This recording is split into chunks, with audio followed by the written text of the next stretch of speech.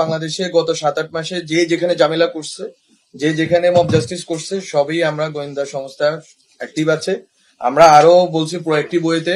সব নজরদারির ভিতরে আনার জন্য, এবং বিশেষ করে এই যে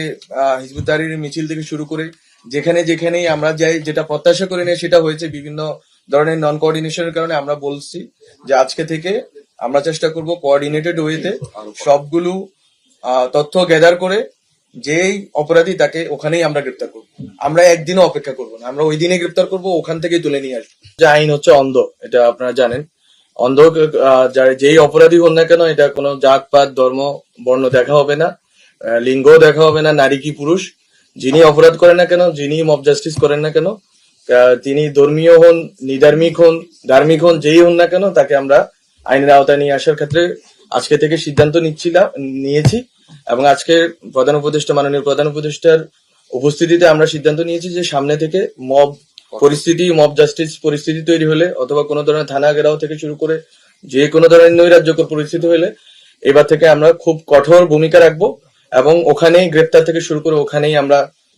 যথাযথ আইনি ব্যবস্থা নেওয়ার ব্যাপারে সব স্টেক হোল্ডারদেরকে বলে দিয়েছি। এবং যারা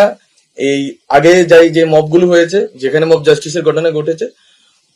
যথাযথ আইনি প্রক্রিয়া মাধ্যমে মামলা হলে বা মামলা আমরা আমাদের জায়গা থেকেও যদি আমরা ব্যবস্থা নিতে পারি, এর ভিত্তিতে আমরা অবশ্যই সামনে থেকে এই মব জাস্টিস পরিস্থিতি শুরু করে যে কোনো জায়গায় এখানে ওখানে গিয়ে ডাকাতি, এখানে ওখানে গিয়ে এর সম্পত্তি দখল বা এই যতগুলো ঝামেলা আছে, যতগুলো জটিলতা এই সোসাইটিতে তৈরি হয়েছে, যে অস্থিরতা এবং নৈরাজ্য, আমরা এইসব বিষয়ে এখন থেকে জিরো টলারেন্স ভূমিকায় অবতীর্ণ হব। এটা আমাদের আজকের মিটিং থেকে এটা আমাদের অবস্থান ব্যক্ত করতে চাই, জনগণকে জানাতে চাই যে যেখানেই মব জাস্টিস পরিস্থিতি হবে,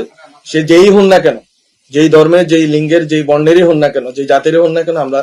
এখন থেকে কঠোর ভূমিকায় অবতীর্ণ হব।